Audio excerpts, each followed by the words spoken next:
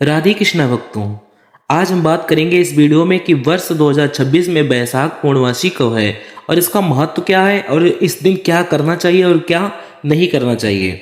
हिंदू धर्म में बैसाख पूर्णिमा का बहुत बड़ा महत्व होता है। मान्यता है कि इस दिन स्नान, दान और पूजा करने से सभी पापों का नाश होता है, घर में सुख समृद्धि आती है, पितरों को शांति मिलती है।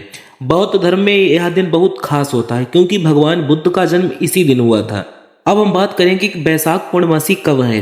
वर्ष 2026 में बैसाख पूर्णमासी 1 मई 2026 को शुक्रवार के दिन मनाई जाएगी। पंचांग के अनुसार पूर्णिमा की तिथि प्रारंभ होगी 30 अप्रैल 2026 की रात 9:12 पर और 1 मई 2026 की रात 10:52 पर समाप्त हो जाएगी। इसीलिए उदया तिथि के अनुसार व्रत और स्नान दान का समय जो रहेगा वह 1 मई ही उत्तम माना गया है। आइए अब बात करते हैं कि इस दिन क्या करना चाहिए। वैशाख पूर्णिमा के दिन एक काम जरूर करें।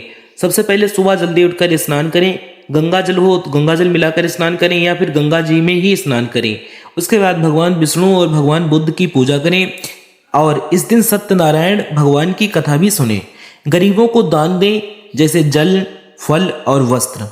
पीपल के पेड़ में जल चढ़ाएं, व्रत रखें और सच्चे मन से भगवान से प्रार्थना करें। और ध्यान दीजिए, वैशाख पूर्णिमा के दिन किसी का अपमान ना करें, मांस मदिरा का सेवन ना करें, झूठ और क्रोध से दूर रहें, पेड़ और पौधों को नुकसान ना पहुंचाएं। आइए एक खास उपाय के बारे में बात करते हैं। अगर आप धन और सुख चाहते हैं तो ये उपाय करें। शाम को दीपक जलाकर भगवान विष्णु की आरती करें। उसके बाद तुलसी के पौधे के पास दीपक जलाएं और चावल और दूध का दान करें। बैसाख पूर्णिमा यानी बुद्ध पूर्णिमा बौद्ध समुदाय का सबसे बड़ा त्योहार है। इस दिन भगवान बुद्ध को बोध गया में पीपल के पेड़ के नीचे सत्य ज्ञान की प्राप्ति हुई थी और यह दिन पीपल पूनम भी कहलाता है और इसे अबूझ मुहूर्त भी माना जाता है। यानी इस दिन कोई भी शुभ कार्य आप बिना पंडित जी के पूछे या बिना पंचांग में देखे कर सकते हैं। बैसाख पूर्णिमा भगवान विष्णु के कश्यप अवतार का भी दिन माना जाता है। इसे कूर्मा जयंती के नाम से जाना जाता है। संस्कृत भाषा में कूर्मा का अर्थ होता है कछुआ।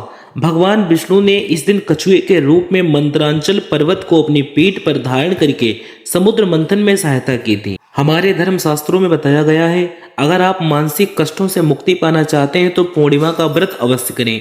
पूर्णिमा व्रत करने से पारिवारिक कलह और अशांति दूर हो जाती है। जिन व्यक्तियों की कुंडली में चंद्र ग्रह पीड़ित और दूषित हैं और इस ग्रह की वजह से जीवन में बहुत बड़ी समस्याएं आ रही हैं तो उन्हें पूर्णिमा व्रत अवश्य करना चाहिए। पूर्णिमा के दिन शिवलिंग पर शहद, कच्चा दूध, बेलपत्र, समीपत्र अर्पित करने से भगवान शिव की कृपा प्राप्त होती है और सभी प्रकार की बीमारियों से भी मुक्ति मिलती है। जो लोग अकारण डरते हैं या मानसिक चिंता से ग्रसित रहते हैं उन्हें पूर्णमासी का व्रत अवश्य करना चाहिए। लंबा और प्रेम भरा वैवाहिक जीवन व्यतीत करने के लिए भी पूर्णिमा व्रत करना बहुत ही शुभ माना जाता है।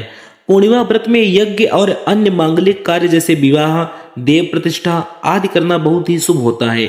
भगवान शिव की पूजा और अन्य धार्मिक कार्यों को करने के लिए पूर्णिमा तिथि को शुभ माना जाता है। माघ, कार्तिक, ज्येष्ठ और आषाढ़ मास में आने वाली पूर्णिमा को बहुत महत्वपूर्ण माना जाता है। इस दिन दान करने से सभी मनोकामनाओं की पूर्ति होती है।